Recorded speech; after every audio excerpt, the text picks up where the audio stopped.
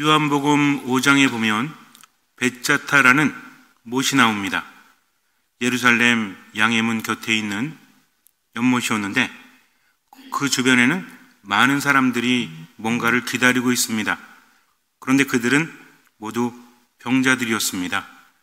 일반 의사들이 치유할 수 없는 병자들, 다리 저는 이들, 몸이 말라 비틀어진 이들, 난치병을 넘어서 불치병에 걸린 이들이 그렇게 뭔가를 기다리고 있었어요.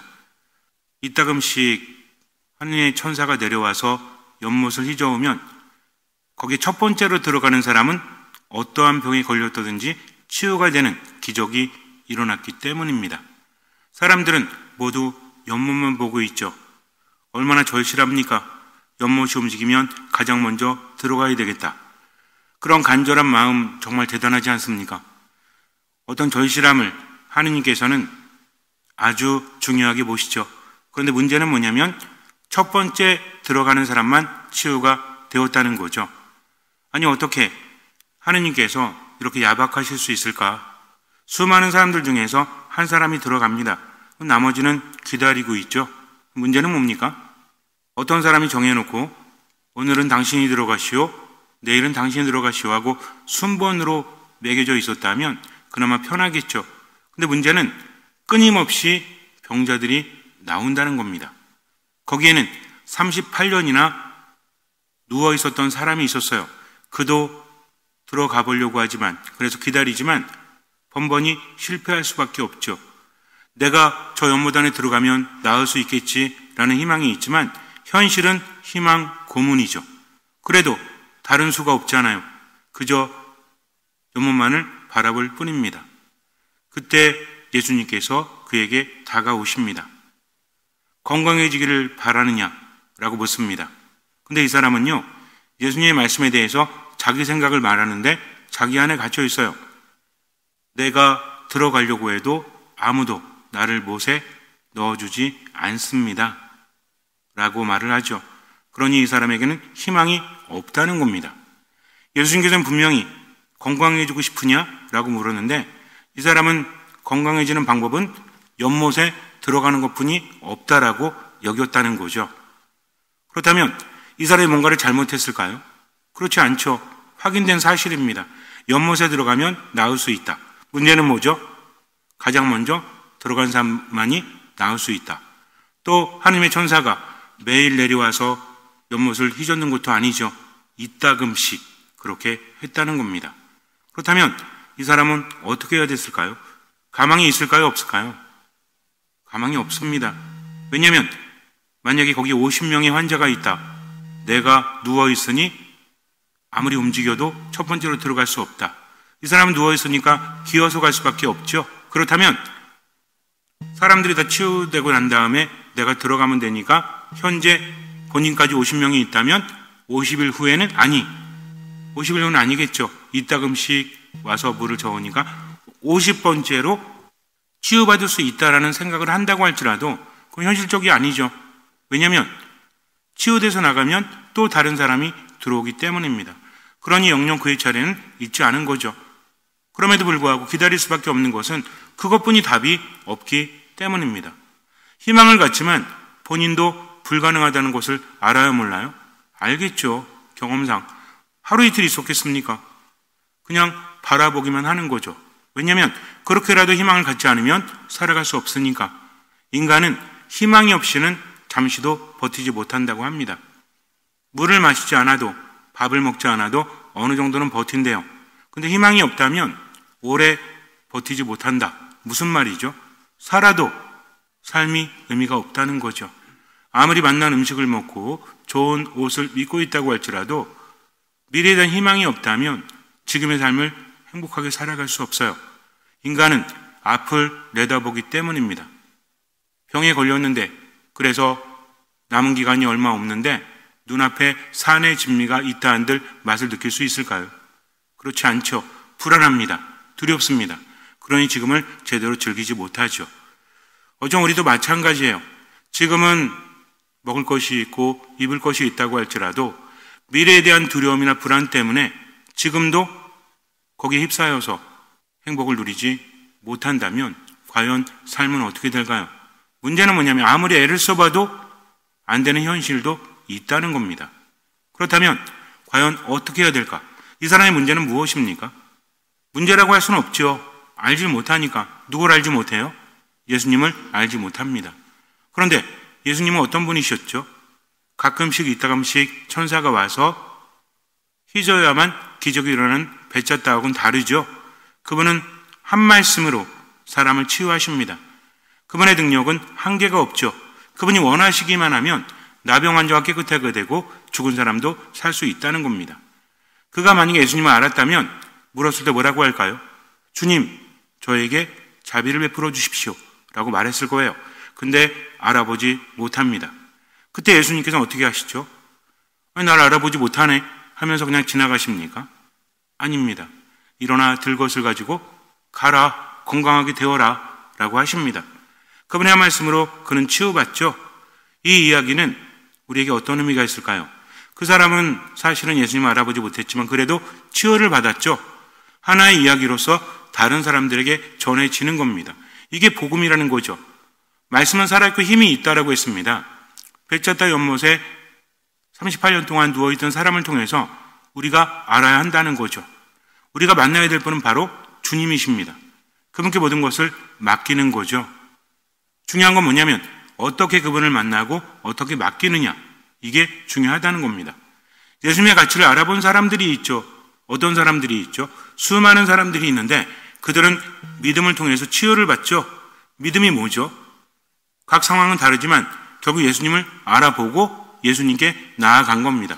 얼마만큼? 할 수 있는 만큼, 얼마만큼? 보이는 만큼. 근데 그것은 목숨을 걸은 거죠. 그 순간에 최선을 다해서 그분께 다가간 겁니다. 예리고에 살던 두 사람이 더 명확히 우리에게 알려주고 있어요. 예리고 하면 떠오르는 사람이 누가 있죠? 소경이 있습니다.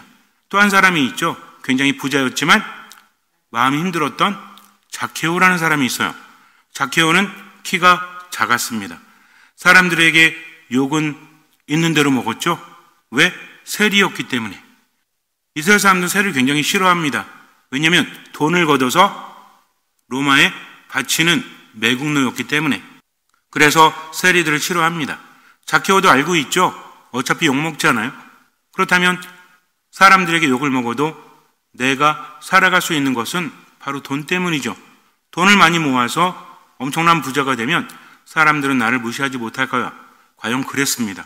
문제는 뭐예요? 처음에는 좋았죠. 젊을 때는. 하지만 나이가 들면서 이게 아니구나 라는 공허함을 느낍니다. 그래서 어떻게 해요? 어떻게 하면 내가 구원을 받을 수 있지? 하는 것에 계속 매여 있을 수밖에 없죠. 돈은 갈수록 많아지는데 마음은 갈수록 공허해지기 때문입니다. 그래서 고민을 하던 중 예수님에 대한 이야기를 듣게 되죠. 그러다가 예수님께서 이곳을 지나가신다. 다음에도 지나갈 수 있어요. 근데 이 사람은 기다리지 못합니다. 이번에 내가 그분을 만나지 못하면 아마 영영 기회가 없을 거야 라는 느낌이 있었을 것 같아요. 그래서 어떻게 해야죠? 나무 위에 올라가서 예수님을 바라보죠. 그때 예수님께서 그를 알아보십니다. 아무 소리 하지 않아요. 그냥 올라간 것 뿐입니다. 그에게는 그것이 최선이었죠. 왜? 키가 작아서 그분이 보이지 않으니까 그분을 보려고 나무 위로 올라가는 겁니다. 어떤 모습이었을까요? 우스꽝스럽겠죠? 사람들이 뭐라 그래요? 야, 저 난쟁이 봐. 나무 위에 올라가잖아? 하지만 중요하지 않습니다. 왜? 그분을 바라보기 위해서.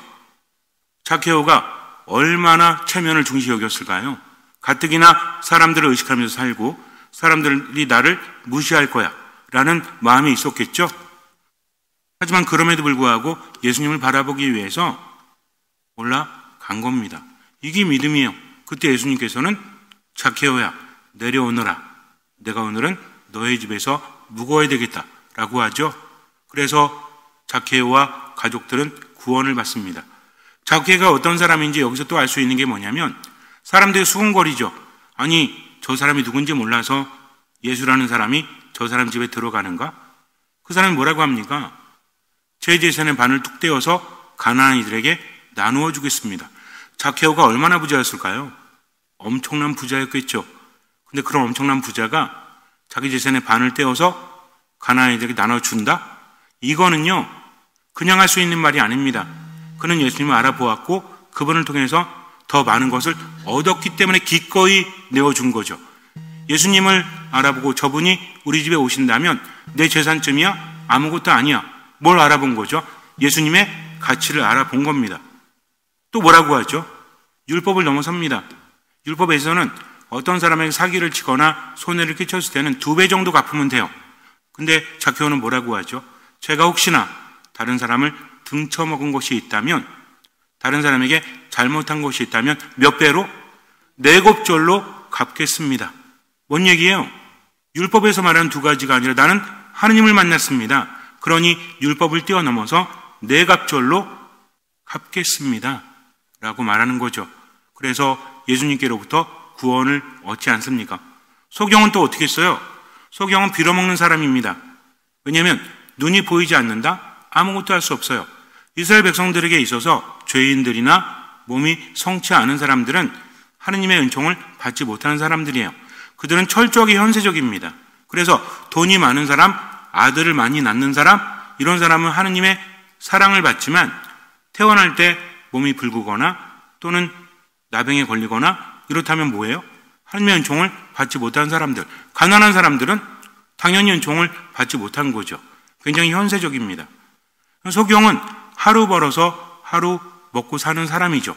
그런 사람들의 눈치를 볼까요? 안 볼까요? 당연히 보겠죠. 그 조그만 마을에서 괜히 밉보이면 동냥도 하지 못하니까. 그런데 예수님이 지나가신다고 하니까 볼 수가 없죠. 들을 수만 있잖아요. 그리고 외칠 수 있죠. 뭐라고 합니까? 다윗의 자손이시여 저에게 자비를 베풀어 주십시오. 그런데 사람들이 조용히 하라고 합니다. 하지만 조용히 하지 않죠. 부릅니다. 어차피 못 얻어먹어도 좋아. 내가 이 기회를 놓친다면 그동안 예수님을 마음속에 담고 있었겠죠. 그분을 만나기만 한다면 내 모든 믿음을 보여드려야지, 꽉 붙잡아야지 한 겁니다. 그래서 더 큰 소리로 외치죠. 그래서 어떻게 됩니까? 예수님께서 걸음을 멈추시고 그의 눈을 뜨게 해주시죠. 충격적인 사실은 뭔지 아세요? 이것이 마지막 예리고 여정이었다는 겁니다. 예루살렘으로 가시면 예수님께서는 순환당하시고 죽으시고 부활하셔야 돼요. 그냥 그 사람들은 몰랐죠. 몰랐지만 뭐예요? 순간 그분을 만나기 위해서 최선을 다했다는 겁니다. 미루지 않았다는 거죠. 왜? 그분의 가치를 알았기 때문입니다. 어떻게 알았을까요? 그분의 말씀을 들었기 때문이죠. 예수님의 말씀은 하느님의 말씀이기 때문에 들음을 통해서 내 가슴에 오면 살아 움직입니다. 우리는 어느 대목에서 그것을 알 수 있죠? 이런 거 아셔야 돼요. 기본적으로 아셔야 됩니다. 성경을 다 외우지는 못해도 흐름을 알아야 돼요. 예수님의 말씀을 들었을 때 가슴이 불타오름을 느꼈던 사람들이 있죠. 어떤 사람들이죠? 엠마오로 가던 2 제자. 이 사람들은 예수님의 죽음 때문에 실망해서 자기 고향으로 돌아가는 길이었죠. 근데 예수님께 다가오셨죠. 알아봅니까? 알아보지 못하죠. 그래서 예수님 이야기를 하죠. 그러다가 주도권이 예수님께 넘어갑니다.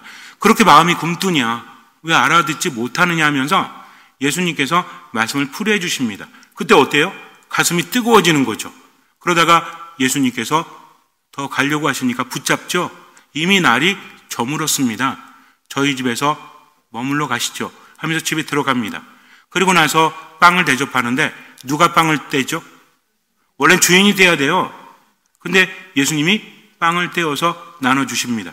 주객이 전도됐다는 거죠.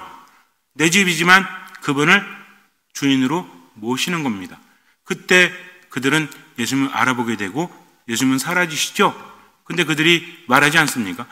그분이 성경을 풀이해 주실 때 우리 가슴이 얼마나 뜨겁게 불타 올랐던가, 이겁니다. 즉 그분의 말씀은 살아있고 힘이 있기 때문에 zakhe오나 소경에게도 그 말씀이 들어가서 활동을 했다는 거죠. 그러니까 그것을 알아보는 겁니다. 미루지 않았죠. 그분께 다가갔습니다. 결과적으로 뭐였어요? 그것이 유일한 기회였다는 거죠. 마찬가지입니다. 인생을 살아가면서 어떤 가치를 알아보느냐에 따라서 우리는 투신할 수밖에 없죠. 온전히 투신해야 됩니다. 얼마만큼? 물론 할 수 있는 만큼, 보이는 만큼인데 모든 걸 다 바쳐야 한다는 거죠. 예수님의 말씀은 여러 가지 비유가 있지만 비슷한 게 있죠. 어떤 게 있어요? 준비해라. 깨어 있어라. 그리고 기회를 놓치지 마라. 기회가 왔을 때 어떻게 잡아라? 완전히 꽉 잡아라. 그래서 뭐라고 하십니까? 어떤 사람이 밭에서 일을 할 때 보물을 발견하면 어떻게 한다? 모든 것을 다 팔아서 그 밭을 산다고 하죠. 이겁니다. 얼마를 마련해야 돼요? 모든 걸 다 팔아야 돼요. 사람마다 가격이 다르다는 겁니다. 그 이유가 뭐예요? 그 밭을 사는 이유는 밭이 좋기 때문이 아니죠. 밭에서 뭘 발견했기 때문에? 보물을 발견했기 때문에 묻어놓고 가서 그 밭을 사는 겁니다. 그 밭의 주인은 그 가치를 알지 못해요. 왜? 그는 밭을 샀을 때 잘 모르잖아요. 하지만 일하면서 발견하지 않습니까? 이런 것도 우리는 묵상을 해야 된다는 거죠. 어떤 회사에 젊은 사원들이 있었습니다. 아주 젊진 않지만 이제 올라가야 되는 그런 단계가 있죠. 보통 회사에 취직을 하면 올라가죠. 직급이 올라갈수록 사람이 줄어듭니까? 많아집니까? 줄어들 수밖에 없죠. 승진할 때마다 어떻게 해야 돼요? 서로 경쟁해야 되잖아요. 근데 한 번 못 올라가고 두 번 못 올라가고 세 번 못 올라가면 어떻게 해야 돼? 명퇴를 하든 어쨌든 조기 퇴직을 하든 그래야 되지 않습니까? 그러니까 얼마나 치열한지 몰라요. 군대도 마찬가지입니다. 제가 군정신부로 있을 때 9월 달 정도 되면 미사봉원이 많아져. 왜 그런지 아세요? 진급철이거든. 그러니까 평상시에는 미사봉원이 없어. 그러니까 미사 때도 누구를 위한 미사 이게 별로 없어요. 군정신부들은. 왜? 신자들도 두세 명 나오니까. 그런데 9월쯤 되면 이제 어떤 일이 벌어집니까? 승진, 영광급들, 소령이 중령이 되고 중령이 대령이 되고 그 다음에 별이 되잖아요. 근데 원스타가 투스타를 못 달잖아요. 전역해야 됩니다. 투스타가 쓰리스타를 못 달잖아요. 그럼 전역해야 돼요. 이 텀이 점점 길어질까요? 짧아질까요? 짧아지죠. 그러니까 나이가 들면 들수록 둘 중에 하나야. 내가 별 하나에서 둘을 달든지 못 달든지. 한번 누락되면 그 다음에는 기회가 좀처럼 찾아오지 않습니다. 그러니까 마음이 간절해지는 거죠. 회사도 마찬가지였어요. 근데 어떤 유능한 사람에게 회사가 명령을 내리는데 이 회사는 밍크코트를 만드는 회사였어요. 이렇게 말합니다. 하와이에 가서 지점장을 해라. 근데 하와이가 어떤 곳입니까? 더운 데잖아요. 밍크코트가 팔리겠어요? 이게 뭐야 이게. 나 찍혔나? 내가 올라가려면 뭐가 있어야 돼요? 실적이 있어야 됩니다. 그래서 실적을 올려야 되는데 나랑 비슷비슷한 사람들이 있잖아요. 내가 실적을 못 올리고 딴 사람이 실적 올리면 누가 승진되죠? 당연히 그 사람들이죠. 근데 어디로 가래? 하와이로 가래. 말이 됩니까? 기분이 나빠졌죠. 내가 그동안 얼마나 열심히 했는데 뭐야 나 무시하는 거야? 뭐지? 이런 생각을 합니다. 근데 옆에 있는 동기가 말해요. 왜? 나는 가기 싫은데 자꾸 가라고 해. 그러면 내가 가면 안 될까? 미쳤나라는 생각이 들어요. 왜? 그도 실력이 있는 사람이었는데 하와이로 간다고 자원하니까 어때요? 얼마나 다행이야. 그래서 가서 말합니다. 제가 몸이 안 좋아가지고 치료를 받아야 됩니다. 그런데 제 동기두가 자기가 가고 싶다고 합니다. 제가 양보하겠습니다. 그러라고 합니다. 그 친구는 하와이로 갔죠. 이런 생각을 합니다. 참 멍청한 친구구나. 왜 알지 못했을까? 그런데 몇 년 후에 누가 승진했을까요? 제가 이렇게 말하면 당연히 만약에 이 사람이 승진했다면 이런 말 하지 않겠죠. 여러분들 이미 이야기를 들을 때 머리가 너무 좋으셔가지고 당연히 그 사람이겠지. 왜 그러냐면요. 하와이에 사는 사람들은 밍크코트를 사지 않습니다. 그런데 하와이에 오는 사람들이 어떤 사람들이죠? 그런데 하와이 가보셨어요? 갈 만큼 돈이 많지 않잖아. 하와이 가는 사람들이 여행을 며칠 하는 사람도 있지만 추운 나라에서 갑부들이 하와이에 와서 아주 추울 때 오랫동안 머뭅니다. 이 사람들 뭐 하겠어요? 명품 사겠지. 그렇지 않겠습니까? 뭐 시계라든지 옷이라든지 그렇겠죠. 그럼 그 사람들이 어떤 옷을 살까요? 자기들이 춥잖아. 그러니까 밍크코트가 아주 잘 팔린 거죠. 그 사람은 가서 어떻게 했습니까? 더 잘 팔릴 수 있도록 광고도 하고 여러 가지 이벤트도 벌이면서 엄청난 수입을 거둬들였다고 합니다. 자, 이 사람이 왜 갔을까요? 알았기 때문이죠. 세상의 투자도 마찬가지예요. 그 가치를 아는 사람은 언제 투자합니까? 아직은 가치 실현이 되지 않았을 때 투자하죠. 그런 사람들이 돈을 많이 버는 거죠. 근데 이미 올라갔을 때 투자하는 사람은 망하는 거지. 왜 망하는지 아세요? 가치를 몰라. 그래서 비쌀 때 이 사람 저 사람 들어가면 나도 들어갔지. 문제는 뭐야? 가치가 떨어질 때가 있거든요. 이때 못 버텨요. 왜? 가치를 모르니까 내 돈이 사라지는구나 하면서 돈을 뺍니다. 그러니까 어때? 손해만 본 거지. 근데 가치를 아는 사람은 어때요? 빠졌을 때 더 투자합니다. 그러면서 수량을 늘려가잖아요, 점점. 근데 나중에 어떻게 돼? 엄청난 부를 이루게 되지 않습니까? 뭘 아는 사람이? 그 가치를 아는 사람이. 우리도 마찬가지입니다. 돈을 못 벌어도 괜찮아요. 근데 인생을 살아가면서 어떻게 하면 행복할 수 있을까? 어떻게 하면 내 삶 안에서 즐거움을 찾을 수 있을까? 하나님께서는 보여주시지 않습니까?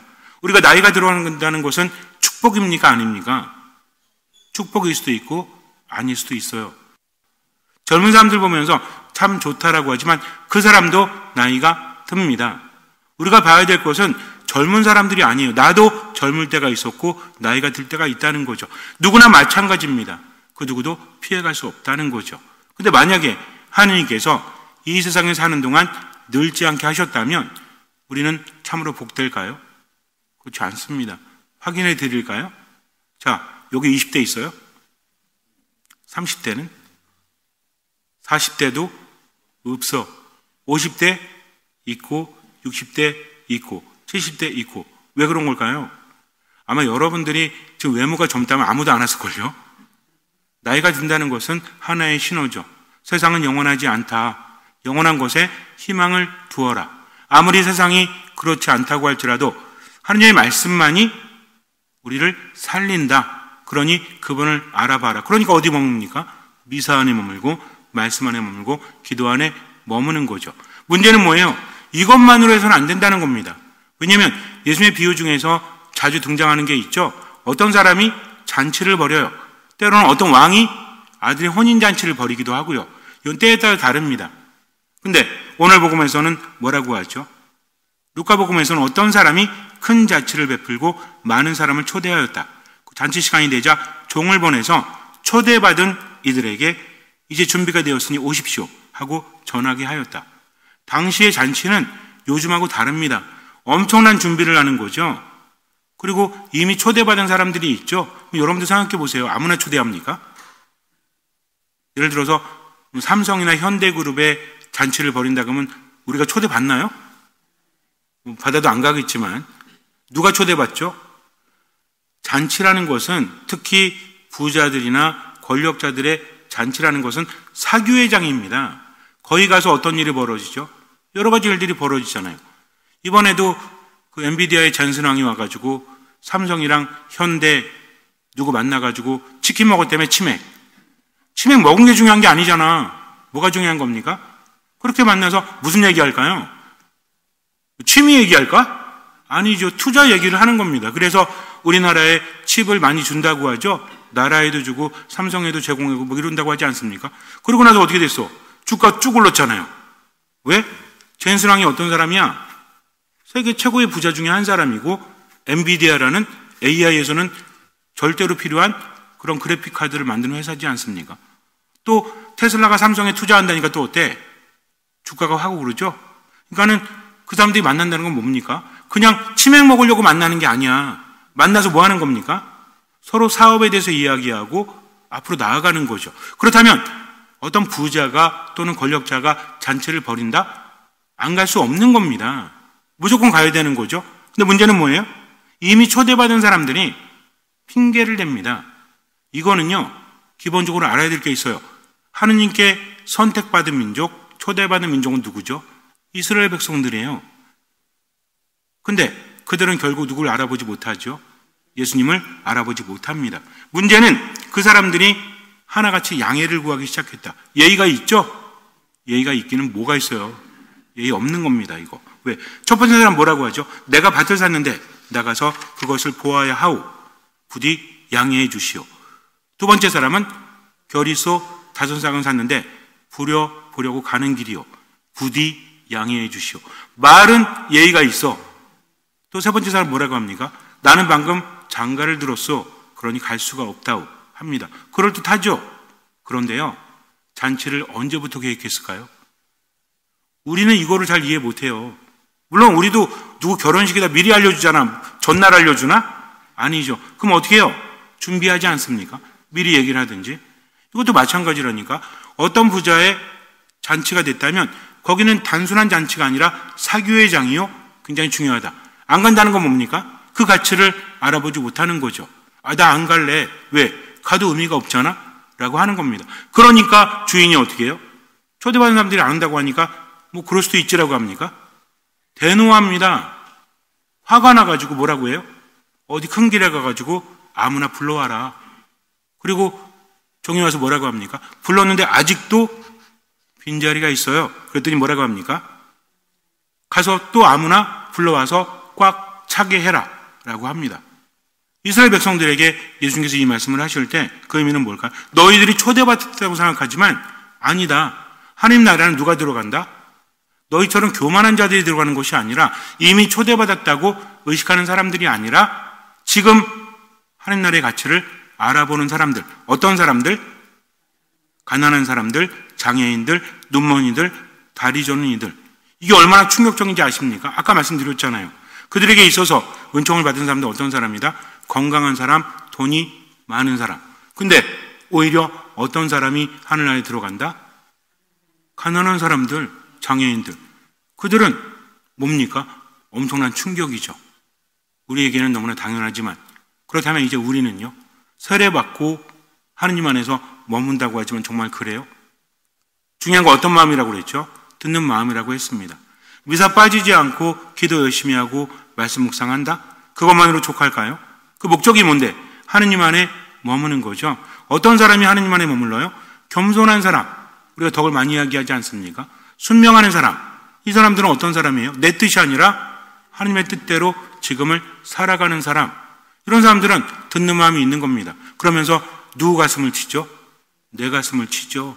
세리의 기도와 바리사의 기도 중에서 예수님께서는 어떤 기도가 하느님께 전해진다고 합니까? 세리의 기도. 세리는 뭐라고 하죠? 저는 죄인입니다. 거기도 못 들죠. 근데 바리사이는 뭐래요?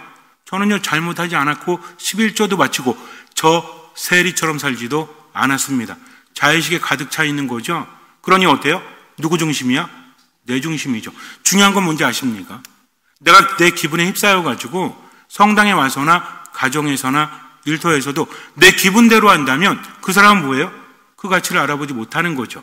근데 내게 주어진 시간은 어떻게 살아요? 이제 우리는 외우고 있잖아요. 하나님 때문에 어떻게 삽니까? 언제나 기뻐하고 끊임없이 기도하고 모든 것에 감사하고 베풀면서 산다. 내 생각과 내 기분과 내 말과 행동을 하느님께로 순간순간 뭐한다? 회개하는 거죠. 내가 이렇게 살았구나. 이렇게 살면 안 되겠다 하면서 뭘 먼저 추구합니까? 돈을 추구해요? 내 자신을 추구해요? 하느님의 말씀이 누구에게 이루어지도록? 내게 이루어지도록. 성모님처럼 뭐라고 그랬죠? 그렇죠. 뭐라고요? 피앗. 피앗이 뭐예요? 당신의 말씀이 당신의 말씀대로 제게 이루어지기를 바랍니다 하면서 지금을 누구의 뜻대로? 하느님의 뜻대로 살아가는 것. 어떤 마음으로? 듣는 마음으로. 그럼 들려요? 안 들려요? 들립니다. 그래서 하느님의 말씀이 들렸다면 그것을 먼저 추구하세요. 오늘 뭐가 들렸어요? 용서해라. 오늘 뭐가 들렸어요? 우울해도 힘내서 살아라. 오늘 뭐가 들렸어요? 기분 좋게 해라. 하느님 바라보면서 주님, 저는 행복합니다. 성모님이 그렇게 힘든 와중에서도 뭐라고 하십니까? 엘리사벳 찾아가셨을 때 엘리사벳이 뭐라고 하죠? 지금 성모님 마음이 어땠을까요? 예수님도 힘드셨습니다. 당신에게 다가올 일 때문에. 성모님은 대책이 없잖아. 임신은 했고 이거 드러나면 돌 맞아 죽고 그때 엘리사벳 찾아가죠. 마음이 어땠을까요? 힘들었겠죠. 흔들렸겠죠. 근데 엘리사벳이 알아보죠. 주님의 어머니께서 저희가 오시다니 어찌된 일입니까? 그랬더니 성모님이 뭐라고 하십니까? 언니 힘들어 죽겠어요. 왜 저한테 이런 일이 벌어지죠? 라고 합니까? 내 하느님 생각에 마음이 기뻐 뛰노나니 이게 마니피카 아니마메아 도미눔 이겁니다. 엘리사벳이 뭐라고 그래요? 정녕 복되십니다. 왜? 주님의 말씀이 이루어지라 믿으신 분. 우리도 마찬가지입니다. 기분에 따라 흔들릴 때 있어요? 없어요? 있죠. 생각에 따라 흔들릴 때 있어요? 없어요? 있습니다. 그때마다 어떻게 해야 돼? 성호를 그으면서 피앗, 아멘 하면서 이 순간 할 수 있는 만큼 보이는 만큼 누구의 뜻대로? 주님의 뜻대로. 미사 안에만 머문다고 되는 게 아닙니다. 나를 통해서 하나님을 증거해야 돼요. 내가 그분을 따라가야 합니다. 내 생각과 내 기분을 봉헌하고 그 기준을 제가 여러분에게 전해드리는 겁니다. 또 정해드리는 겁니다. 어떻게 하라고요? 하느님만 바라보면서 피앗하면서 어떻게 해라? 성호를 그으면서 하느님 감사합니다. 3번 하고 어떻게 살아라? 기쁘게 살고 기도하고 살고 감사하며 살면 뭐가 주어진다? 체험이 주어지고 믿음이 더 커진다. 어쨌든 중요한 건 내가 하느님 때문에 지금을 듣는 마음으로 살아가면서 누구의 뜻대로? 하느님의 뜻대로. 뭘 알아보자?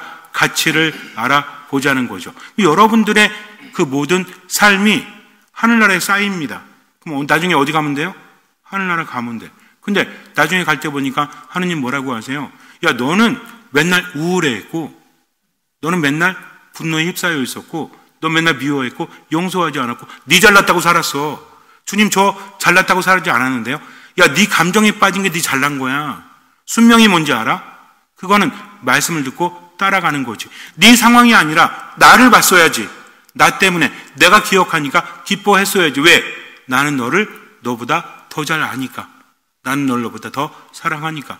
미사에 참여할 때도 어떤 미사인 것처럼 처음, 유일한, 마지막 미사인 것처럼 기쁘게 했어야지. 삶도 기쁘게 살고 베풀었어야지. 그때 가서 주님 죄송합니다. 다시 돌려주세요. 그러면 대화인데요. 그러니까 지금 감사하세요. 왜? 기회가 있잖아요. 어떻게 살면 돼요? 가치를 알아보고 그 가치를 추구하면서 살아가라. 예수님 뭐라고 하십니까? 먼저 하나님의 나라와 그 일을 구해라. 구조는 못 외워도 돼요.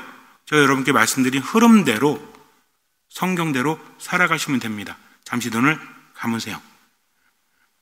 루카가 전한 거룩한 복음입니다.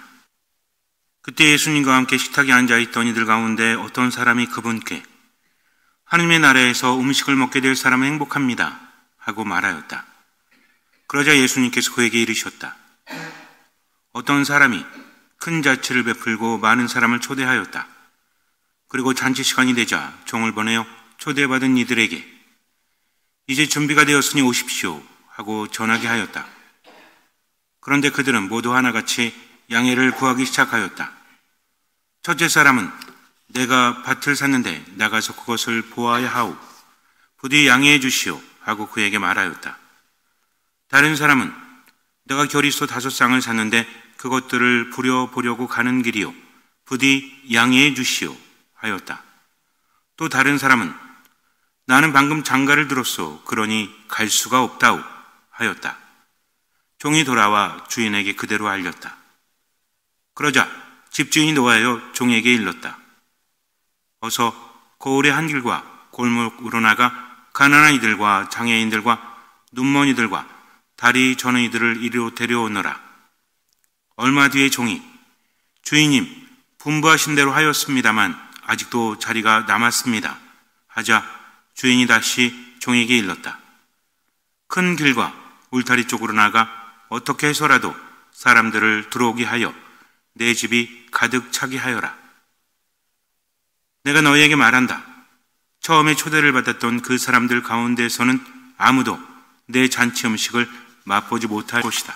내 삶 안에 자꾸 빠져들면 슬픔이나 고통, 괴로움 때문에 자꾸만 무너지면 답이 없어요. 하느님 바라보면서 지금은 살아가는 거죠. 그저 내 위주로 주님 돈 좀 주세요. 주님 기쁘게 해주세요. 라고 하지 말고 그분의 가치를 알아보고 먼저 믿음을 보이십시오. 하나님 때문에 기쁘게 사십시오. 하나님 때문에 기도하며 감사하며 사십시오. 하나님의 뜻을 이루기 위해서 할 수 있는 만큼 보이는 만큼 듣는 마음으로 최선을 다해서 실천하십시오. 나머지는 맡기십시오. 미사, 말씀, 기도 안에서 내 생각, 감정까지도 하느님께 봉헌하십시오. 주님께서는 그 믿음을 보시고 우리 삶에 놀라운 기적을 일으켜 주실 것입니다. 아멘.